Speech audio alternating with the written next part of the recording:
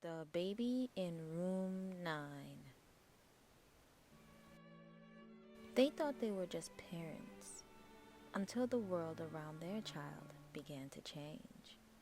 Emma and Caleb had waited 5 long years. 5 years of doctor visits, disappointment, adoption interviews, and a grief so quiet it lived in their walls. But then, without planning, without expectation, Emma was pregnant.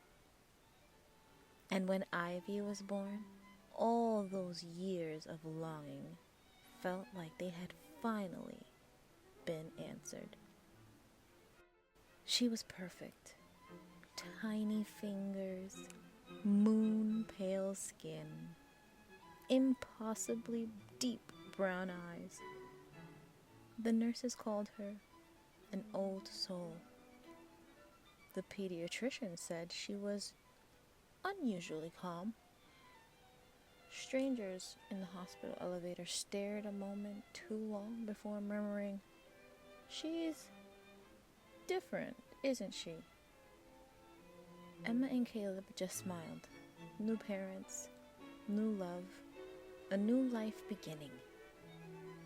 But no one warned them that their child might not be fully theirs. They brought her home on a rainy Tuesday.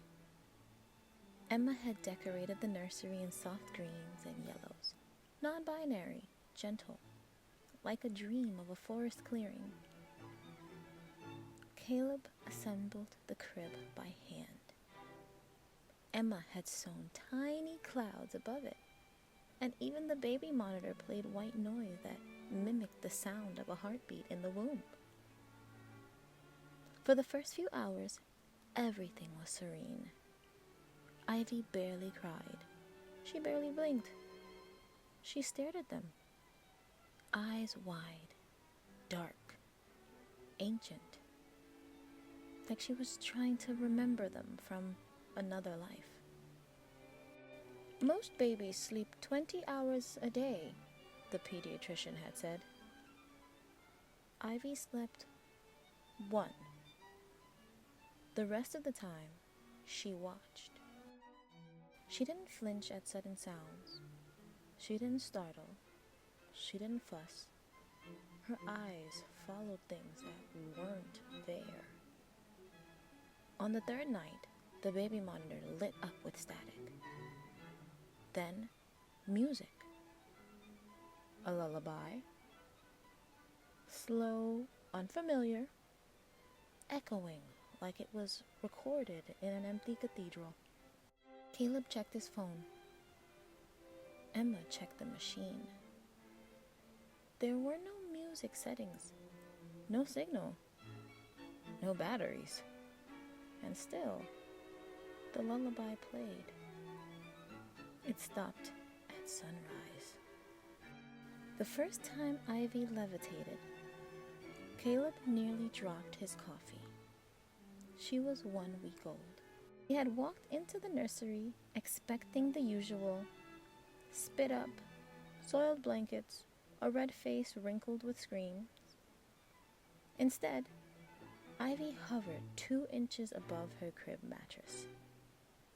Her blanket floated with her, billowing as if caught in a current neither window nor air vent explained. She hung there, still content, toes curling slightly, before she gently descended with the softest sigh. No thud, no cry, just that stare. She locked eyes with Caleb and smiled. A perfect, deliberate smile. Not gas, not reflex. Intention. That night, Emma dreamed she was in a field, surrounded by fireflies swirling in perfect circles. Each glowy insect buzzed in harmony, whispering her daughter's name. Ivy, Ivy.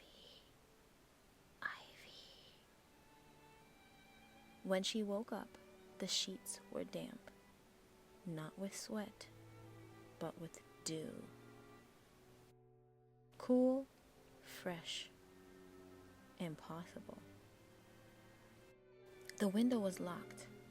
The room was silent, except for Ivy, who lay in her crib, wide awake, eyes gleaming, glow-in-the-dark stars pulsing faintly above her, like they were reacting to her breath. They started calling it Room 9. Not officially, not even aloud. It was the 9th room in their modest house, tucked upstairs at the end of a too narrow hallway. But to Emma and Caleb, the name carried weight, like a warning, like a secret. Because Room 9 was not like the rest of the house. The temperature was always just a few degrees off. Too cold in summer, too warm in winter. There was a faint hum in the walls, almost like static, but softer, subtler. A presence rather than a sound. And then there were the shadows. They didn't act right. At noon, when the sun poured through the windows, the crib's shadow stretched toward the door, even though the light hit from the opposite direction. When Emma hung a dream catcher above Ivy's crib, it spun on its own, but only when Ivy left. And the mobile, decorated with little forest animals Caleb had carved himself, started rearranging itself. The rabbit always faced the window no matter how they turned it. The owl disappeared for a full day, then reappeared under the crib, upright, untouched. Once, Caleb set up a camera. He didn't tell Emma. He just needed to know. At 3:12 a.m., the mobile stopped spinning. At 3:13, Ivy sat up. On her own, though she'd never rolled over before. She looked straight into the camera and smiled. The next morning, the camera was gone. In its place was a single white feather. Neither of them spoke about it. They just started closing the nursery door at night. It wasn't just Room 9 anymore. Ivy's presence began to seep outwards. The thermostat blinked 999 at odd hours. Mirrors reflecting Ivy facing the wrong direction. The cat refused to enter the hallway. Neighbors stopped by and left quickly, saying things like, "Something feels heavy in your house," or "Is your baby always watching?" Emma began to lose track of time. She would rock Ivy to sleep, blink, and 3 hours would pass. The oven timer would ring before she even said it. She started waking up in places she hadn't fallen asleep, on the floor, in the bathtub, once even outside, barefoot in the yard.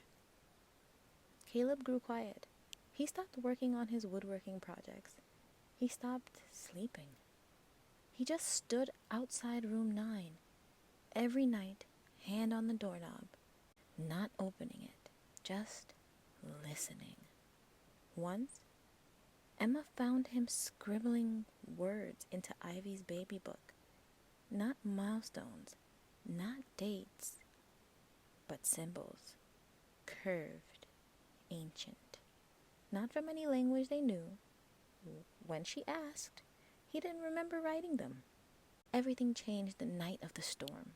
Lightning split the sky. The power went out. The house plunged into utter black.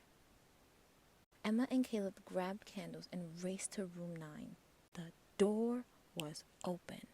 The wind howled through a window that should have been shut, and Ivy, she was floating, not inches, feet, high above the crib, arms outstretched, eyes glowing.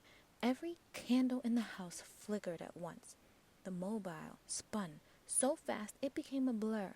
The carved rabbit launched off the string and hit the wall, leaving a dent like a bullet hole. And then she spoke. Not babble, spoke.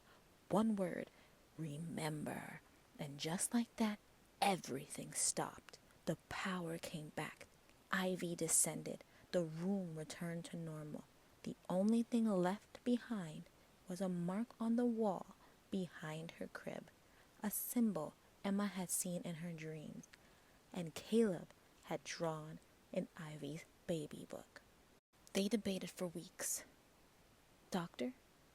Priest? Psychic? Scientist? But no answer felt right, because deep down, they weren't afraid of Ivy. They were afraid of the truth. That she wasn't broken.